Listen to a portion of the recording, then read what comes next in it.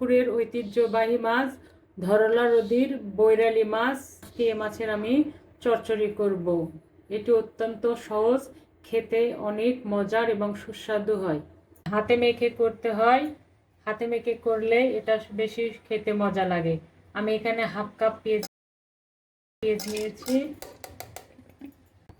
Half কাপের মতো কাঁচামরিচ নিলাম। আপনারা যেরকম খাবেন ঝাল আর লবণটা সেরকম ভাবে দিয়ে দেবেন। আমি লবণ এখানে পরিমাণ মতো নিয়েছি। মাছ আমাদের হাফ কেজি, আলু কুচানো আছে 1 পোয়ার মতো। এগুলো আগে প্রাথমিক পর্যায়ে হাত দিয়ে মেখে নেব। এখন পরিমাণ মতো হলুদ দিলাম। এখন একটু মেখে নেব।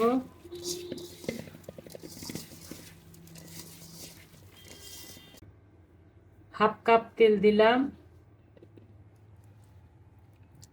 তেল দিয়ে একটু মেখে নেব। আমি এখানে বগুড়ার একটা আলু নিয়েছি, লাল আলু, গোল আলু। ওটা আমি অছেলা নিয়েছি। এই চচ্চড়ি অছেলাটাই বেশি মজা লাগে। আপনারা চাইলে ছিলেও নিতে পারেন, অন্য কোনো আলু দিয়েও করতে পারেন।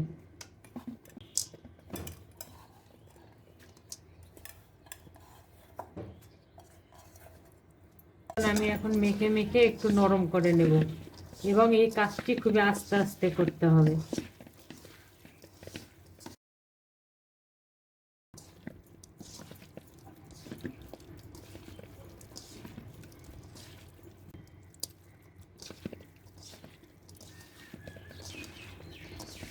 তেল যদি আর একটু লাগে আমি সেটা পরে দিয়ে দেব, আর না লাগলে এই হাফ কাপ তেল দিয়েই করব।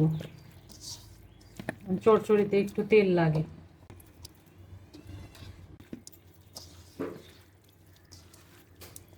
আমি হাফ কাপের অর্ধেক তেল দিয়ে দিলাম। এখন আলতো করে একটা মাখা দিয়ে শেষ করব।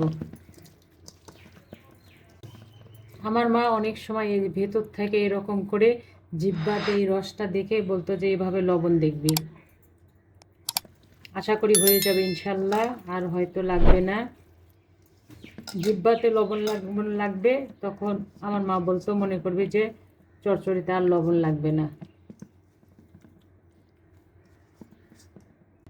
এখানে আমি 1 কাপ পানি নিয়েছি, দেখি কতটুকু লাগে। আগে হাত ধুয়ে দেবো।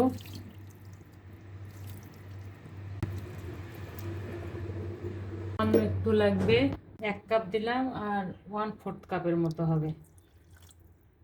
এখন আমি চুলায় দেব। এটা হাই হিটে দিলাম। এখন ঢেকে দেব। এখন ঢেকে দিলাম। 4 থেকে 5 মিনিট পরে ফিরে এলাম। আমি এখন জালটা একদম কমিয়ে দিয়েছি তেলটা ভেসে ওঠার জন্য। তেল প্রায় ভেসে উঠেছে। আমি একটু লাগা লাগা করব, এটা বেশি নাড়াচাড়া করব না। আমি আস্তে আস্তে একটু নাড়াচাড়া করেছি যেন মাছগুলো ভেঙে না যায়। আর 2-3 মিনিট হবে, আমি ফিরে আসবো।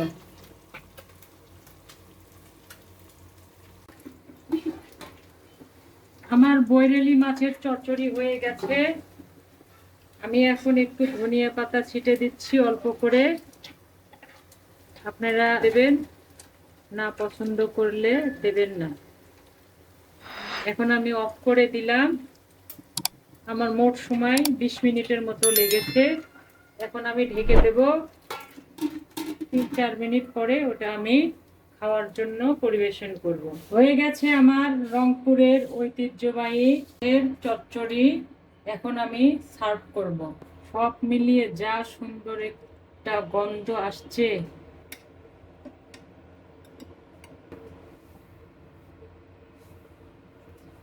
ইনশাল্লাহ আবার দেখা হবে। আল্লাহ হাফেজ।